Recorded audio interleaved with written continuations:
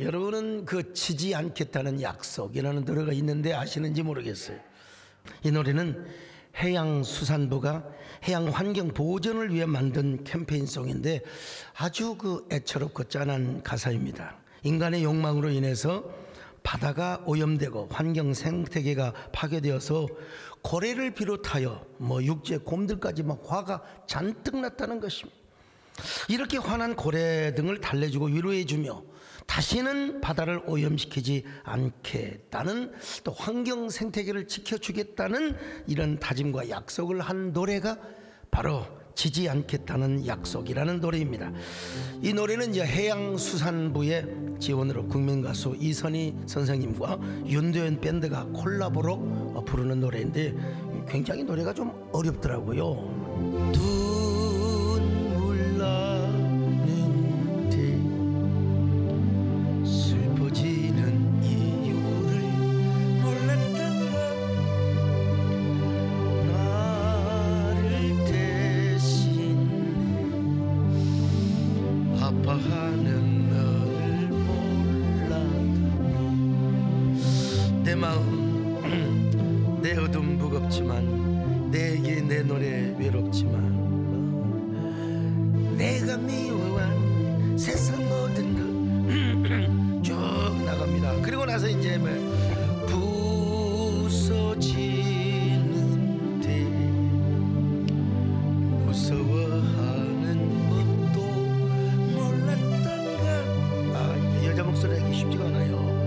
나를 위해서. 그 다음에 기도가 나옵니다, 여러분. 기도하는 너를 몰랐더니. 그래서 또 나와요. 박수 한번 해주셔야 되는데. 아마 모르실 거예요. 어지간한 분들은. 저 이때쯤이면 우리 한국교회도요 교회 생태계 보전 캠페인송도 만들어 불러야 하지 않을까, 이런 생각도 해봅니다. 많은 사람들이 교회를 향하여 분노하고 있습니다. 교회 생태계가 무너지고 파괴되고 있다는 현상이죠. 그러므로 한국교회도 스스로 좀 자정 능력을 갖고 정화를 하면서 우리도 하나님과 우리 자신 앞에 스스로 약속을 해도 지지 않겠다는 약속을 말입니다. 그런 의미에서 오늘 설교의 제목이 뭐냐, 본질이 아니면 우상이다. 근데 부제를 하나 달라고 한다면 지지 않겠다는 약속이라고 잡아도 좋을 것 같아요. 저와 굉장히 친한 우리 안준배 목사님께서 한국 문학 속의 우상과 구원이라는 책을 썼습니다. 이 책 아주 심도 있는 책이고 목회자들이라면 한 번쯤은 읽어봐야 되고요, 중직자도 읽어보기를 권합니다만은 이 책은 우리 기독교 한국 문학을 평론한 책입니다. 소설에 이어서 시 부문에서 윤동주, 김현생에 이어서 부족한 종의 시를 평론을 해주었습니다. 안준배 목사님은 저의 시세기를 장엄한 동편제의 서사위에 서편제의 섬세한 감성을 배워놓았다고 표현을 하였습니다. 저를 가리켜서 시문에 등할 뿐만 아니라 풍요와 흥이 있으며 거친 남도의 사내의 야성도 있는 사람이라고 했어요. 싫지 않는 표현이라고 생각해요. 근데 이 책은 먼저 이제 김은국 소설가의 순교자를 다룹니다. 이 소설은 1980년대 영화로도 제작이 되었고 오페라로도 공연이 된 유명한 작품입니다. 공산 정권이 들어서면서 14명의 목사들이 공산당에게 체포를 당합니다. 그 중에서 12명은 처형을 당하고 2명은 살아서 돌아와요. 상식적으로 생각할 때 12명은 장엄한 순교를 했을 것이다. 그리고 2명은 배교자였을 것이다. 그렇게 이제 당연히 생각이 되겠죠. 그래서 2명 중에 한 목사는 미쳐서 살아남고 그냥 사람 죽는 걸 보니까 막 완전히 돌아버린 거예요. 그리고 이제 또 한 목사인 신 목사는 배교자로 의심을 받게 되었어요. 근데 얼마 후에 뜻밖의 사건이 진실이 드러납니다. 오히려 처형당한 12명의 목사들은 목숨을 구걸하며 배교를 하였습니다. 그러나 살아남은 신 목사는 당당하게 공산당과 맞서 싸웠기 때문에 오히려 가상히 여겨서 살려주었다는 거예요. 그럼에도 불구하고 신 목사는 스스로 배교자를 자칭하면서 처형된 12명의 이 목사들을 막 신실한 순교자라고 추앙을 합니다.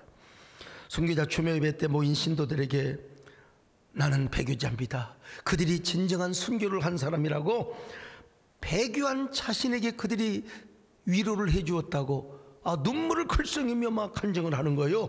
총탄이 달아들 때도 순교자들은 힘찬 찬송을 불렀고 얼굴에 막 기쁨이 만연하였다고, 막 소망이 넘쳤다고. 그런데 아이러니하게도 이런 일입니까? 이 신목사라는 사람은 예수를 믿지 않는 사람이요, 무신론자요, 하나님을 섬기지 않는 사람. 그런데도 대중 앞에서는 막 하나님 앞에 신실하게 빗자고 막 그냥 열변을 토했던 사람입니다. 그리고 12명의 목사들이 하나님 앞에 한 점 부끄러움이 없는 순교를 하였다고 거짓 증언을 하고 있었습니다. 특별히 순교 사건 이전에 신목사의 아이가 아파서 죽어가는데 사모님은 오 하나님 아이를 불쌍히 여겨달라고 막 기도하는데, 여러분 신목사가 사모에게 뭐라고 말한 줄 아십니까? 이 바보야, 하나님도 없어, 천국도 없어, 이 바보야. 자, 사모는 절망해서 상처를 받고 여러분 죽습니다. 이런 소설이 발표되자 당시 한국교회는 김은국을 배교자니 사탄이니 하며 얼마나 공격을 했는데, 여러분 당연히 그럴 수밖에요. 삐딱한 시선을 가지고, 제독교회는 교회에서 보면은요 완전히 삐딱한 시선을 가지고 소설을 썼거든요. 그리고 순교를 희화화한 거예요. 그러나 여러분 김은국 소설가는 제도권의 교회를 벗어나 진정으로 신앙의 본질과 근원을 찾고 싶었던 것입니다. 이게 문학이라는 거예요. 당시 한국 교회는 일제와 6.25를 거치면서 순교에 대한 논쟁이 치열했습니다. 그래서 우리는 순교를 했던 그런 교단, 저기는 말이요 배교했던 교단, 그러면서 서로가 서로를 막 공격하고 교단이 깨지고 갈라지는 이러한 모습이 이 김은국의 눈으로 볼 때는 이건 순교를 우상화한 것이다. 순교 자체가 중요한 것인데, 여러분 순교는 진짜 아름다운 일입니다. 이보다 고상한 일, 숭고한 일은 없습니다. 하나밖에 없는 생명을 초계처럼 주님의 제단에다가 자신의 피를 바친다. 여러분 신앙의 정조를 위하여 초계처럼 자신의 생명을 바치는 건 이 땅에서 가장 숭고한 일입니다, 여러분. 그러나 김은국의 눈으로 볼 때는 순교는 자체가 중요하고 본질이 중요한 것이지, 순교가 하나님 앞에서 하나님 보시기에 우상이 되어서는 그것도 안 된다는 것을 주장하고 싶었던 것입니다. 그래서 사도 바울이 외쳤지 않습니까? 아무리 내 몸을 불살라주는 희생과 헌신의 행위가 있다 하더라도 사랑이 없으면 nothing, 아무것도 아니라는 것입니다. 자, 고린도 전서 13장 3절을 같이 보십니다. 시작. 내가 내게 있는 모든 것으로 구제하고 또 내 몸을 불사르게 내줄지라도 사랑이 없으면 내게 아무 유익이 없느니라. 여러분 바울이 강조하는 사랑 자체는 뭐냐? 신앙의 본질이에요. 신앙의 본질. 하나님과 나와의 본질적인 관계, 인격적인 관계를 말합니다. 그러므로 신앙의 본질을 잡지 못하면 진정으로 주님을 사랑하지 않고 자신의 믿음의 영웅적 믿음을, 영웅 본색이라는 게 있잖아요. 막 영웅적 믿음을 보여주기 위한 이런 순교도 있을 수가 있다는 것입니다. 영웅적 믿음을 보여주기 위해서 막 많은 사람 앞에서 자신을 희생하고, 그게 가능할지 도대체 하나밖에 없는 생명을 내놓을 수도 있다는 것입니다. 바울은 그것을 주장하고 있어요. 그런 의미에서 김은국은 순교가 우상이 되다 보면 순교의 본질과 정신 그리고 가치를 잃어버릴 수도 있다는 것, 제도권의 교회를 향하여 이걸 경고해주고 있어요. 신앙의 본질을 잃어버린 제도권의 교회를 향하여 자신의 주장을 외치고 시대적 고발을 하고 있다는 거예요. 그러니까 뭐예요? 본질이 아니면 우상이 될 수도 있다. 여러분 소설에는 이런 말 안 나와요. 제가 이렇게 잘 정리를 해서 여러분에게 말씀을 드리는 거예요. 그러니까 그분들이 하는 말은 뭐냐? 신앙의 아드폰테스, 근원을 향하여 나가자는 것입니다. 오늘 우리에게 주는 메시지가 뭘까요? 오늘 우리도 신앙의 본질을 붙잡아야 된다는 거지요. 그렇지 않으면 우리의 신앙이 제도화되고 신학도 교조화되게 되어 있습니다. 그러다 보면 주님이 왕이 아니라 나도 모르게 나 자신이 왕이 될 수 있어요. 나 자신의 우상이 될 수 있어요. 내가 내 신앙의 주인이 될 수 있다 이 말입니다. 자신의 영웅적 믿음을 가진 우상, 내가 이런 사람이야, 내가 이 정도 되는 사람이야, 바리새인들처럼 말이요, 동네 어귀에서 말이요 가운을 입고 막 할렐루야 말이죠. 여러분, 그런 거 아무것도 아니라는 겁니다. 여러분, 하나님과 나와의 본질적인 사랑. 그래서 예수님도 베드로에게, 야, 너 나를 위해서 순교할 수 있어? 너 나를 위해서 얼마나 충성할 수 있어? 안 물어봤잖아. 넌 나를 얼마나 사랑하느냐. 오늘 여러분, 주님을 향한 사랑의 본질을 회복하시기를 축원합니다. 주님 사랑해요.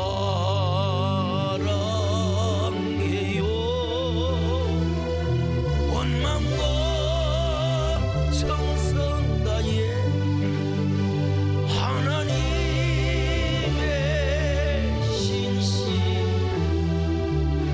친구 되기 원합니다. 다시 한번 할까요? 주님 사랑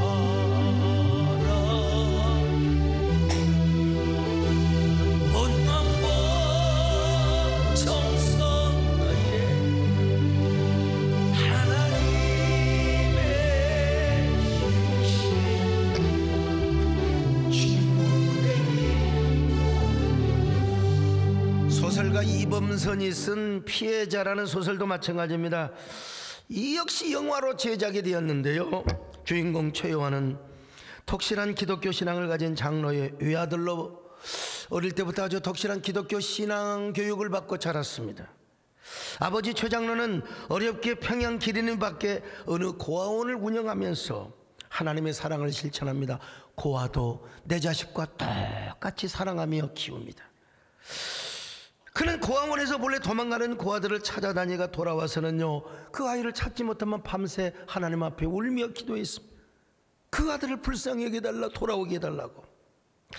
그는 직접 자녀들을 고아들과 차별하지 않고 그냥 고아원에서 같이 신앙생활을 하게 하고 같이 공동생활을 하게 했습니다. 그 와중에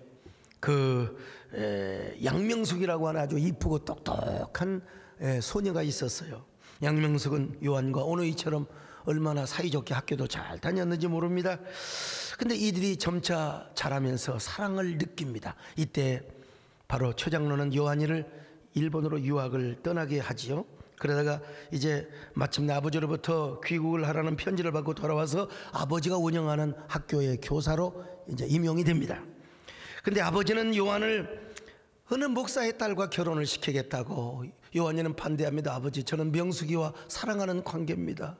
명숙이와 결혼을 하게 해주세요. 여러분, 최 장로는 아무리 명숙이가 이쁘고 똑똑하다 하더라도 내가 고아를 며느리로 삼을 수는 없다고. 요한은 아버지에게 환멸을 느낍니다. 아니, 언제는 그렇게 고아를 사랑하면서 고아를 며느리로 삼을 수 없단 말은 이게 여러분 얼마나 이율배반적인 일입니까? 아버지가 고아를 사랑하고 동정해서가 아니라 단지 아버지가 믿는 하나님에 대한 충성스러운 표시로 고아들을 사랑한 척했구나. 이걸 알고 아버지에 대한 신뢰와 존경심이 급격하게 무너져버리고 말았습니다. 이 상황을 알고 있던 양명숙은 고아원을 떠납니다. 요한은 양명숙을 찾아 헤맵니다. 그러나 그녀의 행방을 찾지 못하여 요한은 할 수 없이 아버지가 원하는 대로 자식의 도리를 다해서 바로 목사의 딸과 결혼을 합니다. 모두를 6.25 때 남한으로 데려왔지만 그의 장인되는 목사는 교회를 지키려다가 공산당에게 총을 맞고 죽은 순교자였습니다. 요한의 아내는 아버지를 닮아서 새벽마다 예배당 마룻바닥에 엎드려서 기도합니다. 새벽마다 우는 아이들 뒤로 합니다. 출근하는 남편도 돌아보지 않아요. 새벽에 나갔다가 늦게까지 기도하고 집으로 돌아와요. 여자가 믿음은 좋은데 믿음만을 앞세우면서도 뭐 일방적이고 싸납게 굴었던 것이죠. 여러분, 우리 여성도들은 말이죠, 좀 믿음도 좋아야 하지만 남편 앞에 좀 부드럽고 연약해지시기를 바랍니다. 믿음이 좋다고 남자가 돼가지고 믿음이 없어 밴댕이 같아가지고, 여러분, 그러면 남자가요 저를 미워합니다. 저를.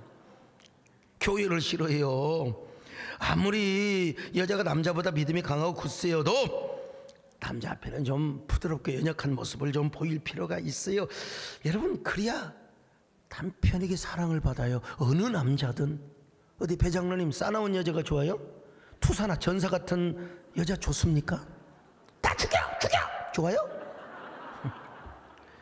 어떤 남자도 전사나 투사 같은 여자를 좋아하지는 않습니다. 그런 여자들에게는 남자가 다가가지를 못해요. 무서워서. 그러므로 남자 앞에서 여자는 좀 연약하고 부드러워질 필요가 있어요. 길을 가다가 갑자기 여보 내가 왜 이래? 아이고 어지러워 하고 팍 한번 쓰러지는 거야. 그런 남편이 막 가서 금방 여보 왜 이래? 119를 부르지요. 그러면 싹 눈치 보다가 아 좀 괜찮은 것 같은데 119를 왜 불러요? 그냥 집으로 가 그러든지 갑자기 백화점이 생각이 나네. 여러분 이런 여자들을 남자들이 좋아하는 거예요. 근데 어떤 나쁜 남자들은 여자를 막 대차게 만들고 여자를 독하게 만들고 강하게 만든다는 거예요. 왜? 그래야 자기가 편하게 사니까. 나쁜 사람들이지. 여자가 강하고 독해야 남자가 편하게 산다는 겁니다. 자, 그건 그렇고 anyway 어쨌든 다시 돌아와서 어느 주일날 최요한은 1년에 딱 한 번 모이는 동창회를 가고자 주일 예배 후에 재직에도 참석하지 아니하고 동창회에 갔습니다. 그것도 30분이나 늦게 갔어요. 동창 중에는 오랜만에 갔더니 검사가 된 사람도 있고 보험회사 직원, 기자, 사업가들이 있었습니다. 1차로 중국집에 가서 식사를 하고 2차로 평양집이라고 하는 요정으로 가게 되었습니다.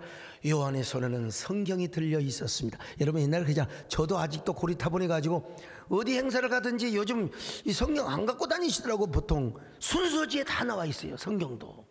그리고 핸드폰으로 다 해요. 딱 이렇게 하면서요. 저는 고리타분하게 성경을 가지고 트는 사람이에요. 행사 때마다 성경 딱 들고. 요한이가 그랬어요. 동창생들이 어색하지 않게 요한이 들고 온 성경책을 백화점 포장지에 잘 싸가지고 저쪽에다가 잘 직원에게 맡겨두었습니다. 거기서 요한은 난생 처음 친구들이 권하는 술잔을 받아 마시다 보니까 얼큰하게 취했어요. 밤 10시 주일 밤 예배도 참석하지 못했어요. 근데 요정집에서 나왔는데 성경을 그만 이 등신 같은 놈이 성경을 두고 왔어요. 그때 멀리서 교회에 차인벨 소리가 들려왔습니다. 여러분 옛날에 참 그 7시에만 차인벨 소리가 나온 게 아니라 밤 9시 10시에도 차인벨 소리가 땡땡 칠 때가 있었습니다. 근데 그 차인벨 소리는 바로 뭐냐, 내 주를 가까이 하게 하면 십자가짐 같은 고생이나. 내가 이 차인벨 분위기 하모니카로는 나오진 않지만 한번 불러보려고 합니다.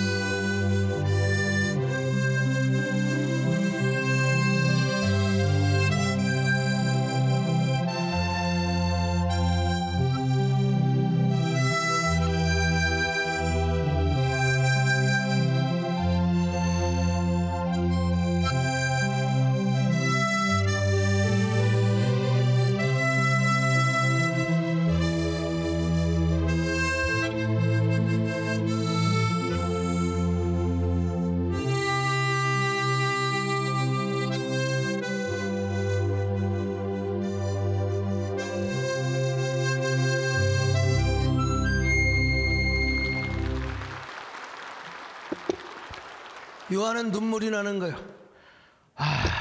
내가 요정집에 가서 성경을 두고 왔다니. 그곳으로 달려갔어요. 그곳에서 우연히 한 여자와 마주쳤는데 바로 그 여자가 양명숙이었어요. 그 평양집의 마담이었던 겁니다. 먼저 여자가 알아봐요. 최요한 씨 아니세요? 양명숙 씨 맞아요?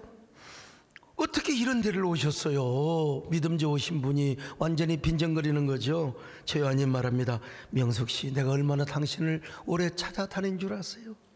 정말요? 이렇게 해서 대화가 시작이 됩니다. 이때 성경을 가지고 온 여인이 말합니다. 언니 아시는 분이에요?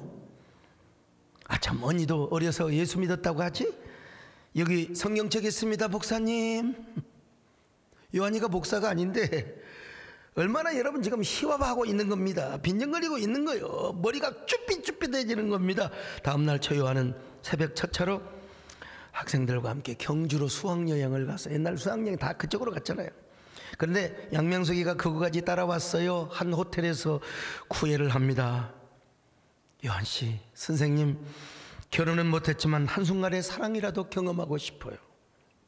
애원합니다. 그러나 요한이는 영원, 참 여러분 소설가 요한복음이 영원이란 말이 굉장히, 요한이는 영원이라는 글을 생각하면서 영혼을 위해서는 그렇게 할 수 없다고 거절을 합니다. 영혼과 한순간이 충돌하는 순간이었습니다. 다음 날도 명숙은 요한에게 접근하였습니다. 요한에게 막 집요하게 접근합니다. 요한 선생님, 오늘 이 하룻밤이라도 저를 고아에서 건져주세요. 제가 더 이상은 바라지 않겠습니다. 정말 과거에 나를 사랑했다면 오늘 하룻밤 나를 고아에서 건져주세요. 명숙은 인생에서 단 하루만 남았다 해도 요한을 사랑하며 죽겠다고 말합니다. 그렇게 함으로써 명숙은 정신적 고아에서 벗어나 자유한 삶을 살겠다는 것이죠. 이 소설이니까 이런 얘기가 가능한 것이죠. 요한은 영혼을 위해서 또다시 매몰차게 거절을 합니다. 다음날 해돋이를 보기 위해 처요한 선생은 학생들과 함께 석굴암 동굴로 찾아갑니다. 명숙은 그곳에서 나타났습니다. 참으로 아름다운 화사한 환복을 입고 나타났습니다. 요한은 약수터에서 그녀와 함께 약수를 마십니다. 요한은 딱 한 번 눈만 마주쳤지 절대 대화를 걸지 않았습니다. 거기는 낭떠러지 밑으로 가는 언덕길이 있었습니다. 요한이가 그 언덕길을 내려가고 있는데 갑자기 막 소리가 납니다. 사람이 떨어졌어요. 선생님, 사람이 떨어졌어요. 뒤를 돌아보니까 바로 양명숙이가 투신을 한 거예요. 양명숙이는 저 낭떠러지 아래 바위 잔등에 엎어져 있었습니다. 그때 요한은 명숙이를 부르며 그녀의 몸을 안고 흔들었습니다. 그러나 그녀는 이미 숨을 거둔 상태입니다. 그녀가 죽은 다음에야 요한은 그녀를 안아본 것입니다. 요한은 갑자기 확 돌아가기 시작합니다. 자살은 죄라고 여겼던 교감선생님의 눈을 돌아보며 이 여자를 죽도록 괴롭힌 자가 누군 줄 아십니까? 바로 당신들! 아니 최 선생 무슨 말을 그렇게 하느냐고. 그녀는 죽었습니다. 그런데 다시 돌이킬 수 없는 막다른 골목으로 그녀를 몰아넣은 사람들이 바로 당신들이란 말입니다. 한국교회 목사, 장로, 그리고 율법적인 교인들. 여러분 제 얘기가 아니에요. 지금 소설 얘기를 해주고 있는 거예요. 오해하지 마세요. 다시 한번 똑똑히 말씀드려두죠. 그녀를 이렇게 만든 것은 바로 당신들이라는 것을. 그녀는 피해자입니다. 그리고 그녀를 죽인 하수인은 바로 접니다. 당신들의 사주를 받은 어리석은 등신 요한, 아니 하수인인 동시에 저 역시 마찬가지로 피해자입니다. 아버지가 방해해서 이 여자와 결혼을 못하고 나도 피해자입니다. 뭐 이런 얘기죠. 여러분, 소설가 이범선은 하나님의 이름 아래 이루어지는 온갖 위선과 위약을 하는 그 당시 한국교회를 막 분노하고 있는 거예요.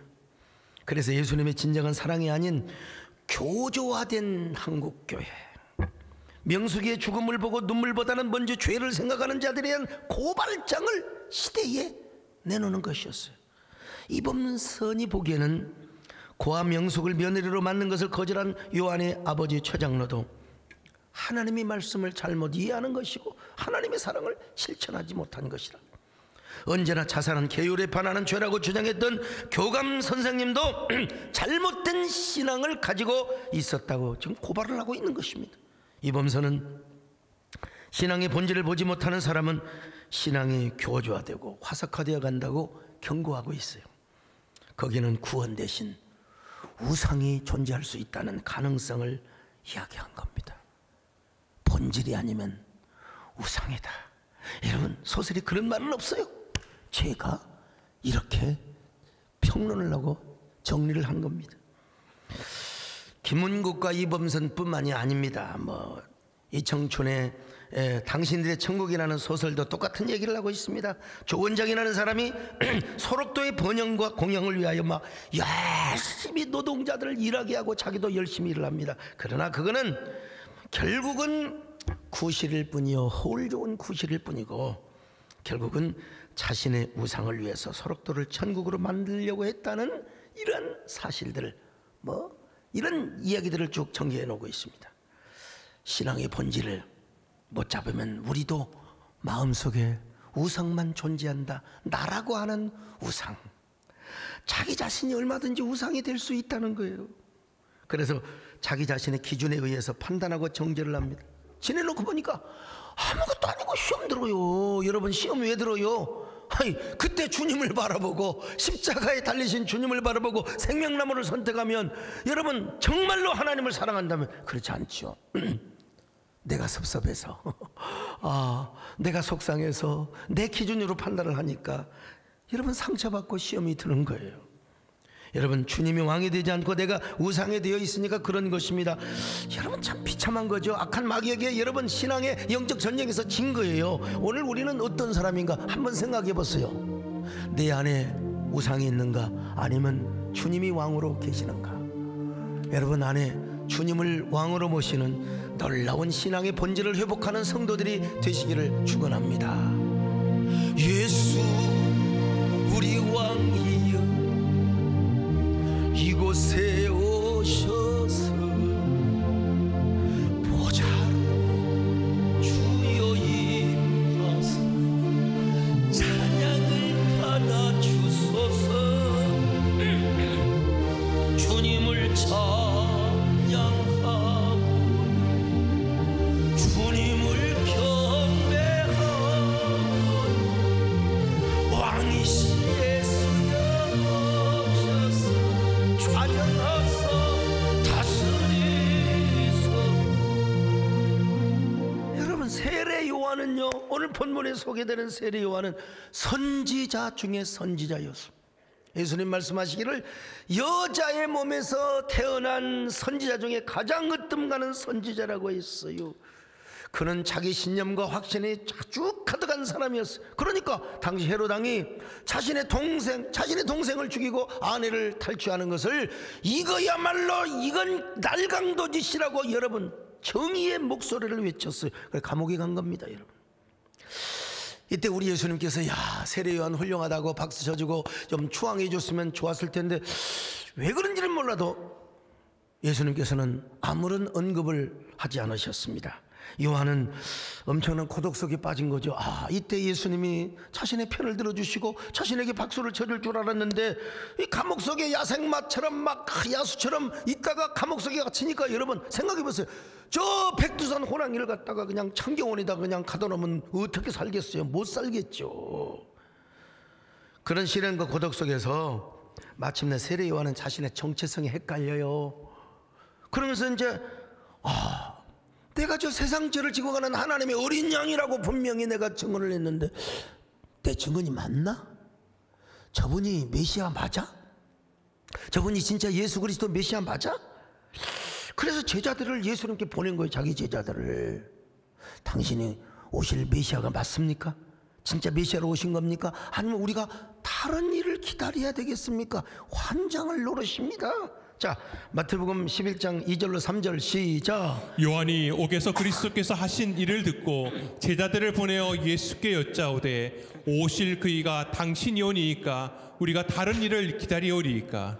자, 이때 우리 하나님은요, 우리 예수님 내가 진짜 메시아 맞다, 그런 말씀으로 대답을 하지 않으시고 하나님 나라의 본질을 이야기한 겁니다.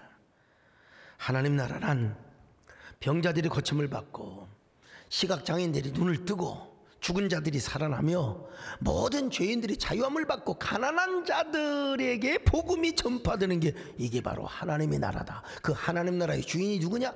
나야 우리 남진 장로님 나야 나라는 거요. 자, 이런 마태복음 11장 4절 5절 같이 봅니다. 시작. 예수께서 대답하여 이르시되 너희가 가서 듣고 보는 것을 요한에게 알리되 맹인이 보며 못 걷는 사람이 걸으며 나병 환자가 깨끗함을 받으며 못 듣는 자가 들으며 죽은 자가 살아나며 가난한 자에게 복음이 전파된다 하라. 참 세례 요한도요, 이게 어떤 의미에서 자기 방식, 자기 제도, 자기 교조 안에서 예수님을 바라보니까, 그것도 감옥에 들어와서 이 시험이 든 상태에서 예수님을 보니까 메시아의 본질을 보지 못한 거예요. 예수님이 정말 메시아인가 의문을 갖게 되었던 것입니다. 그러니까 우리 예수님이 뭐라고 말씀하셨어요? 너희는 무엇을 버리고 광야에 나갔더냐? 바람에 흔들리는 갈대냐? 요 갈대가 뭐요? 지금 세례 요한을 은근하게 지칭하고 있는 겁니다. 자, 마태복음 11장 7절 읽습니다. 시작. 그들이 떠나매 예수께서 무리에게 요한에 대하여 말씀하시되 너희가 무엇을 버리고 광야에 나갔더냐? 바람에 흔들리는 갈대냐? 결국 예수님이 하고 싶은 말씀이 뭡니까? 세례 요한마저도 본질이라고 하는 생명의 안경을 쓰지 않고 제도권, 교조화된 자기중심, 자기 우상 안에 빠지게 되면 여러분, 주님을 올바로 이해할 수 없다는 거예요. 스스로 시험에 들 수가 있다는 겁니다. 얼마든지 사람은 그럴 수 있다는 거예요. 자, 아마 이런 예수님의 말씀을 듣고 세례 요한은 자기 생각을 고쳤을 거예요. 그리고 회개하였을 것입니다. 주님을 바로 이해하고 주님을 믿었을 거예요. 그리고 지지 않겠다는 약속을 하며 장엄하게 목배임을 당했을 거예요. 아주 영광스러운 순교를 하였을 것입니다. 오늘 여러분, 우리도 먼저 우리 안에 내가 주인이 되어서는 절대로 안 됩니다. 여러분, 종교인이 타락을 하게 되면 교주가 됩니다. 교주가 돼요. 우리는요, 자꾸 이게 시험 들고 넘어지는 사람, 내 안에 나라고 하는 우상이 있으니까 그러는 거예요. 여러분, 이거 깨뜨려야 됩니다. 이거 깨뜨려야 돼요. 여러분, 종교인이 타락을 하면 결국 자기가 교주가 되는 거예요. 자기가 성도들을 사기치고 속이는 거죠. 오늘 여러분, 이렇게 하나님 앞에 기도하시기 바랍니다. 주님 앞에서도 그렇고 저 자신도 그렇습니다. 지지 않겠다는 약속, 탈선하지 않겠다는 약속, 내 안에 언제나 우상의 제단을 다 파해버리고 언제나 주님을 왕으로 모시는 저희들이 되겠습니다. 우리의 우상들을 태우신 성령의 불 임하소서. 부흥의 불 타오르게 하소서. 진리의 말씀 이 땅 새롭게 하소서.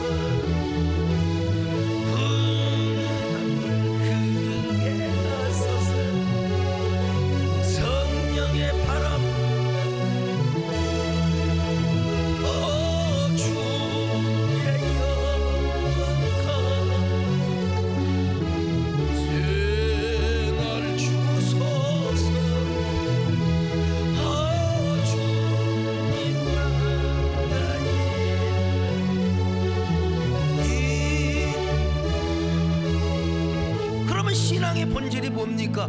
그건 다른 게 아니에요. 그냥 하나님 자신을 사랑하는 거예요. 그분으로 인하여 즐거워하는 겁니다. 다른 거 없어요. 하나님을 사랑한다는 것은 하나님과 나와의 본질적인 관계가 날마다 새로워지는 거예요. 하나님과 나와의 관계 누가 낄 수가 없어요. 그리고 그 하나님과 나와의 사랑은 누구와로 연결이 되느냐? 이웃으로 연결이 되는 거예요. 그래서 이웃 사랑입니다. 이웃을 내 몸과 같이.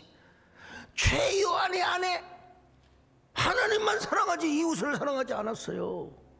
자, 누가복음 10장 27절 같이 볼까요? 시작. 대답하여 이르되 내 마음을 다하며 목숨을 다하며 힘을 다하며 뜻을 다하여 주 너의 하나님을 사랑하고 또한 내 이웃을 내 자신같이 사랑하라 하였나이다. 여러분, 이렇게 되면 우리 주님 보시기에 우리가 참으로 아름다운 사람이 됩니다. 아름다운 마음들이 모여서 이 마음들이 모여가지고요, 주의 아름다운 교회를 이루게 되는 것이죠. 근데 이거 냄새 풍기는 사람들, 우리는 언제나 그리스도의 향기를 풍기고 여러분 하나님의 거룩한 향내음을 풍겨야 되잖아요. 지나갈 때 뭐 담배 피우는 사람들 욕하는 건 아니지만 담배는 좀 멀리 가서 피웠으면 좋겠어요. 그냥 사람들이 많이 다니는 것에 담배를 그냥 조용히 피워야지. 그럼 제가 또 가면서 먹어봤잖아요. 아우, 담배 냄새 뭐 택시 탈 일이 없지요. 나 어쩌다가 몇 년에 한 번씩 타더라도 여러분 딱 택시 딱 타가지고 담배 냄새 나면 기본 요금 딱 드리고 죄송합니다, 다른 차 타겠습니다, 이런 마음이 생겨 해보진 않았지만요. 좀 깨끗하고 택시를 타더라도 제주도에 갈 때 택시 탈 때 있잖아요. 담배 냄새 나지 않고 유자향, 무슨 뭐 좋은 모가향 같은 게 나오면 얼마나 좋아요. 여러분 교회 오실 때 좀 마스크도 새놈 쓰시고 냄새난 거 여러분 집에서 빨아서라도 다시 좀 이렇게 좀 깨끗한 거 입고 오시고 또 향수 좀 뿌리고 좋은 냄새 있고 얼마나 좋아요. 이틀 전에 묵은 무, 멸치, 계란 빵구 옆에 사람에게 풍풍 부고 그러면 우리가 좋은 냄새를 풍긴다는 게 얼마나 참 아름다운 일인지 알 수가 없어요, 여러분. 근데 인간의 냄새를 풍기는 사람은요, 시험도 자주 들어요. 이래도 삐딱, 저래도 시험 들어, 이래도 시험 들어, 이래도 섭섭해, 이래도 그냥 이 인간 냄새를 풍기는 거죠. 이런 사람들 모든 걸 내가 듣고 싶어하는 것만 듣습니다. 내가 믿고 싶은 거, 이게 가짜 뉴스야. 가짜 뉴스인데도 끝까지 자기는 믿고 싶다는 게 팩트가 중요하지 않아요. 아무리 사실이 드러나도 아이고 자기가 믿고 싶고 듣고 싶은 것만, 또 이런 사람들을 이용해서 노이즈 마케팅을 하는 사람들, 유튜버들 참 비참하죠. 여러분 저도 가끔 그런 피해자일 때가 있습니다. 나는 그럴 때마다 어떤 사람이냐, 저는 신앙의 본질을 붙잡으려고 노력했어요. 이럴수록 하나님을 사랑하라는 시그널이구나, 하나님을 더 의지하라고 겸손하라고 하는 하나의 메시지를 주는구나. 여러분 그래서 우리는 정말 하나님을 사랑하고 이웃을 사랑하는 게 얼마나 중요한지 알 수가 없다는 것입니다. 여러분 저는 개혁신학을 공부한 사람입니다. 이 지상에 가장 위대하고 가장 숭고한 신학의 체계는, 그 웅비무비한 생명의 신학은 개혁신학입니다. 근데 그 개혁신학의 기반 위에서 설교를 준비하고 여러분들에게 어떻게든지 소통하려고 하는 목사가 있는 교회를 오시는 거, 여러분 참 나는 내가 평신도라면 나는 세댕교를 선택하겠어요. 아멘 늦게 한 사람들은 뭐 소용없고요. 그럼에도 불구하고 여러분 이 자기가 신학적 교만에 빠져서 자꾸 나와 다르다고 막, 그래서 여러분 동로마 제국과 서노마 제국이 다 같이 망한 거예요. 그래서 싸우다가 망한 거예요. 결국 여러분 형제를 비난하고 공격하면 하나님의 원수가 되는 거예요. 여러분 적어도요, 저는 하나님의 종의 자존심을 가지고 살아가야 된다고 생각해요. 하나님의 종의 정체성을 가져야 되지 않겠습니까? 적어도 사랑으로 길들여진 그런 훈련된 인격으로 하나님을 섬기고 이웃을 대해야 되지 않겠습니까? 뭐게 그렇게 그냥 배가 고프다고 뭐가 그렇게 모자라서 그냥 가짜 뉴스를 생산하고 막 인포데믹 그냥 환자처럼, 여러분 우리가 그렇게 살아야 되겠습니까? 여러분 스스로 지지 않겠다는 약속을 반복해서 고백해야 됩니다. 그럴 때 우리가 참으로 행복한 삶을 살 수 있어요.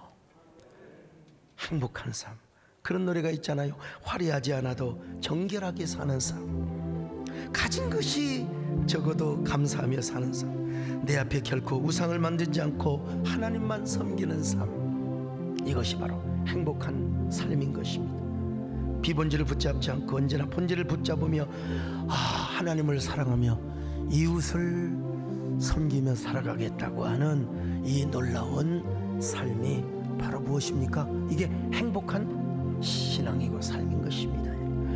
화려하지 않아도 정결하게 사는 삶 가진 것이 적어도 감사하며 사는 삶 내게 주신 자는 나눠주며 사는 삶 이것이 나의 삶의 행복이라고 눈물 날 많지만 기도할 수 있는 것 억울한 일 많으나 주를 위해 참는 것 비록 짧은 주 뜻대로 사는 것 이것이 나의 삶의 행복이라고 이것이 행복이라고 세상은 알 수 없는 다른 삶 이것이 행복이라고 하나님의 자녀로 살아가는 것이 행복 얼마나 행복이에요. 가슴에 손을 얹고요. 이것이 행복이라고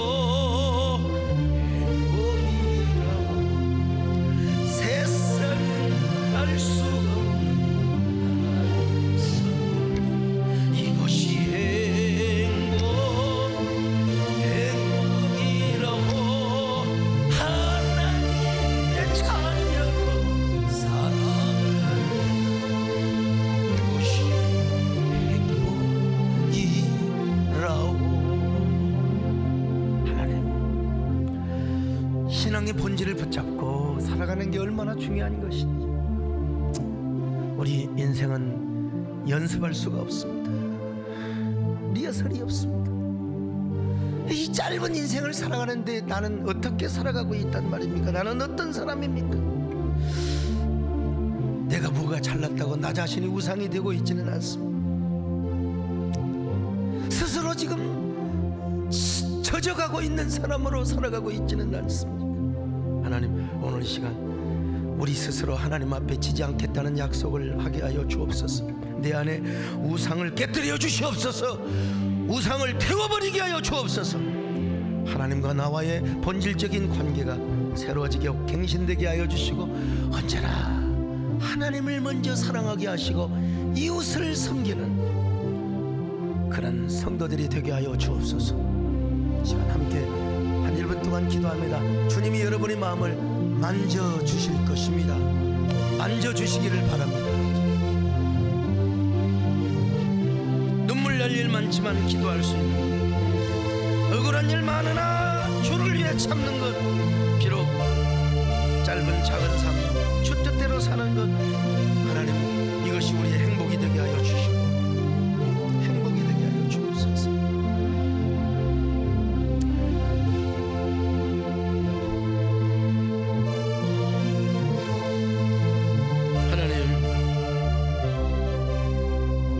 이 말씀 앞에 떳떳할 자가 누가 있습니까? 부족한 정도 자칫하면 내가 중심이 되고 내가 우상이 될 때가 있습니다. 그러나 하나님 내 안에 있는 나 옛사람의 자아를 다 쫓아내고 주님을 모시게 하여 주옵소서. 주님을 왕으로 섬기게 하여 주옵소서. 본질이 아니면 우상이라는 사실을 다시 깨닫고 언제나 승리하는 저희들 되게 하여 주옵소서. 예수님의 이름으로 기도 올렵나이다. 아멘.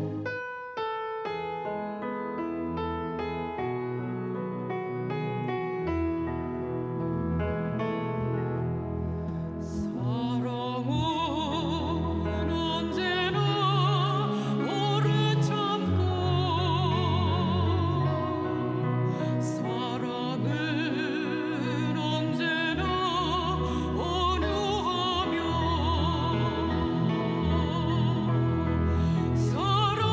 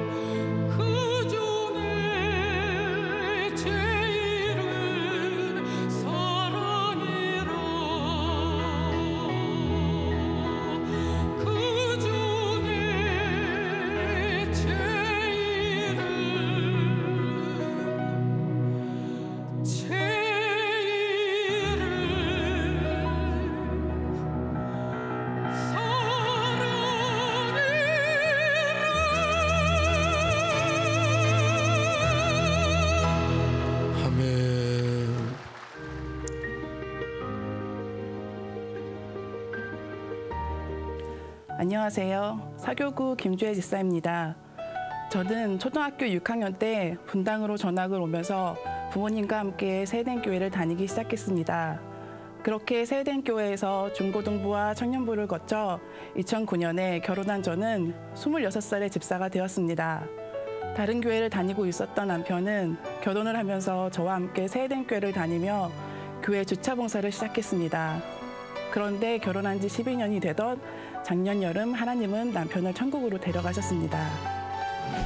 물류센터를 다니던 남편은 2가지 일을 하며 열심히 가장으로서의 책임을 다하고 있었습니다. 그날따라 남편은 컨디션이 나쁘다며 회사를 조퇴하고 집에서 쉬었는데 몇 시간을 쉬고 좀 괜찮아진 것 같다며 제가 말리는데도 저녁에 일을 나갔습니다. 그렇게 일을 마치고 남편은 회복이 안 된 상태로 무리를 한 탓인지 열이 37.8도까지 오르며 힘들어했습니다. 하필이면 코로나 시국이라 혹시 모르니 혼자서 자겠다고 그렇게 방으로 들어갔고 그 모습을 마지막으로 남편은 다음 날 아침 119 구급차로 실려간 지 40분 만에 병원에서 사망 선고를 받았습니다. 머릿속에는 아무 생각이 떠오르지 않았고 도저히 이해할 수도 없었고 받아들일 수도 없는 이 상황을 원망하며 하염없이 눈물만 흘렸습니다. 남편은 교회에서 주차 봉사를 하면서 가끔 힘들다며 불평도 했지만 그 사명이 좋다며 하나님께 쓰임받는 것을 감사하던 성도였습니다. 그런 남편을 너무 일찍 데려가신 하나님을 향해 묻고 또 물으며 해답을 찾을 수 없었는데 장례식에 와주신 많은 교회 분들을 보면서 저는 조금씩 깨달아가기 시작했습니다. 남편의 죽음은 갑작스러웠기에 담임 목사님은 다른 일정으로 장례식에 오실 수 없는 상황이었고 그 담임 목사님의 빈자리를 정말 많은 분들이 채워주셨습니다. 교구 목사님과 전도사님을 비롯한 교구 식구와 성도들, 특히 주차 봉사를 같이 하던 분들이 끝까지 남편을 기억하며 함께 슬퍼해 주시던 모습은 큰 위로가 되었습니다. 장례식장에서 이 모습을 지켜보던 신우이의 남편은 평소 교회에 대한 부정적인 이미지를 가지고 있었는데 이런 좋은 교회도 있구나 하면서 신우이가 교회를 다니는 것을 더 이상 반대하지 않았다는 이야기를 들었습니다. 남편의 사명이 헛되지 않았구나 생각하면서 하나님이 남편을 천국에서 더 귀한 일꾼으로 쓰고 싶으셨을까? 그래서 데려가셨을까? 생각하면서 남편이 천국에서 평안하기를 기도했습니다. 그렇게 장례식을 마치고 제게는 산재 신청을 비롯한 어려운 문제들이 남아 있었습니다.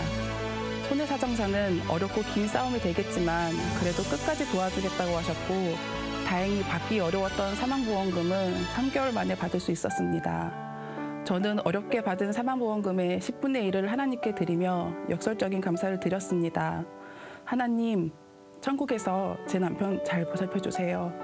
남편이 이렇게 빨리 제 곁을 떠날지 모르고 잘해주지 못한 것만 생각납니다. 하나님이 사랑으로 채워주세요. 사망보험금의 11조는 남편을 향한 사랑을 하나님께 전하는 제 마음이기도 했습니다. 하지만 산재 신청을 놓고 희망의 끈을 놓지 않고 기도했는데 6개월이 지날 무렵 산재 심사를 하는 분이 매우 까다로운 분으로 지정되었다는 소식을 듣고 포기해야겠다는 생각이 들었습니다. 그리고 하나님께 결과에 상관없이 제가 버티림을 달라고 기도했습니다. 그런데 하나님은 현실에 닥친 문제로 버티림도 없던 제게 오케스트라 단원으로 사명 감당할 수 있는 순종의 은혜를 주셨고 저는 악기를 놓은 지 12년 만에 다시 트럼본으로 주님을 찬양하는 연주를 시작했습니다. 그렇게 현실을 두려워하며 절망하기보다 역설적 믿음으로 모든 공예배와 새벽 예배로 저를 부르신 하나님은 기적 같은 결과로 제게 응답해 주셨습니다. 산재 심사를 하는 분의 까다로운 성격은 오히려 제게 유리하게 작용해서 저희 쪽에서 찾아내지 못했던 부분까지 꼼꼼하게 조사하고 찾아내서 완벽한 산재 신청이 이루어지도록 해주었고 남편 기일을 일주일 앞두고 산재 신청이 수락되었다는 소식을 들었습니다. 역전의 하나님을 만나는 순간 저는 가장 외롭고 힘든 시기에 함께해준 교회의 모습을 통해 하나님의 사랑을 전도해야겠다는 감동을 받았습니다. 저는 이제 새롭게 도전한 보험 설계사라는 직업과 함께 일터에서도 전도의 현장에서도 하나님을 바라보며 동행하는 삶을 살아가려고 합니다. 마음 한편을 도려내는 슬픔의 시간을 다시 꺼내기가 쉽지 않았지만 이 시간을 통해 하나님의 사랑과 살아계심을 증거하고 싶었습니다. 저희 가정을 위해 기도해 주신 소강석 담임 목사님과 성도 여러분께 감사드리며 모든 영광을 하나님께 올려드립니다. 감사합니다.